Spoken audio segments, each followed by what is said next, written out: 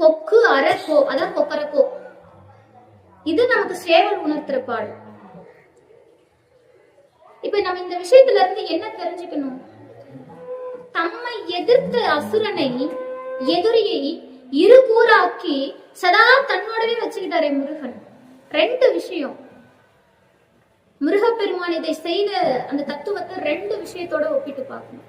ஒண்ணு, முருகப்பெருமானை எதிர்த்தவர்கள் கூட இறுதியில் முருகப்பெருமானிடத்தில் சரணடைந்தார்கள். அப்படின்னா என்ன அர்த்தம்? முருகனை எதிர்க்க ஒருவன் பிறக்கல, அவனை எதிர்த்து போர் செய்யற அளவுக்கு ஒருத்தன் இங்க இல்ல. அதுக்கு ஒரே ஒரு வாய்ப்பு தான் கிடைச்சது. யாருக்கு? சூரனுக்கு மட்டும்தான் கிடைச்சது. அந்த சூரனையும் தமக்கு அடிமையாக்கினான். இது வீரத்தின் அடையாளம். இன்னொன்னு கருணையின் அடையாளம்.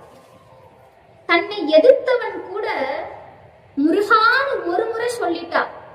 அவன் எப்பேற்பட்ட அசுரனாக இருந்தாலும், சூரபதுமன் எப்படிப்பட்ட அசுரன், தேவர்களை எல்லாம் அவன் எப்படி கொடுமை செய்தான், அப்படிப்பட்ட அசுரனை எப்படி முருகன் தனக்கு வாகனமாக மாற்றினான், கையில் இருக்கக்கூடிய சேவல் கொடியாக மாற்றினான்? எப்படி முடிஞ்சது? ஏன்னா அவனுடைய கருணை அது. போர்க்களத்துல ஒரு நிமிஷம் தன்னை மறந்து முருகான்னு உருகினான். யாரு? சூரன். அதற்காக வழங்கப்பட்ட வரம் அது. அவனை வணங்கிட்டா, ஒரு முறை முருகான்னு சொல்லிட்டா, உன் பாவங்கள் அனைத்தும் மறுபடும்.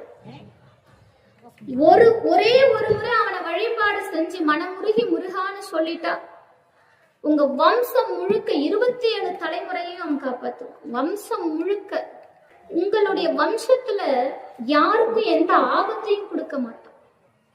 முருகனுடைய அடியார்களுடைய கண்களிலிருந்து கண்ணீர் வரை யாராவது காரணமாக இருந்தால் அவர்கள் குலத்தை வேறறுப்பான். நான் சொல்லல. துதிக்கும் அடி எவர்க்கொருவர் கெடுக்க இடர் நினைக்கின் அவர் குலத்தை முதல் அறக்கலையும் எனக்கு ஒரு துணையாகும். வேல்மாறல். இது வேல் வகுப்பு. அருணகிரியார் கொடுத்த வேல் வகுப்பு.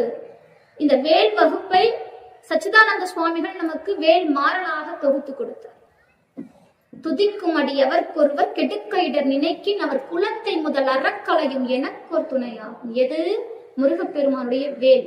இந்த வேலை வைத்து யார் ஒருவர் வழிபாடு செய்கிறார்களோ அந்த வீட்டுக்கு, அந்த வீட்டுல இருக்கிறவங்களுக்கு, அந்த அடியார்களுக்கு யாரும் தீங்கு செய்ய முடியாது. அப்படி செய்யணும்னு நினைச்சா கூட அந்த வம்சத்தையே வேறறுப்பானா முருகன். அறிவால் அறிந்தும் நிறுதால் இறைஞ்சும் அடியார் இடைஞ்சல் கலைவோனே. திருப்புகழ்.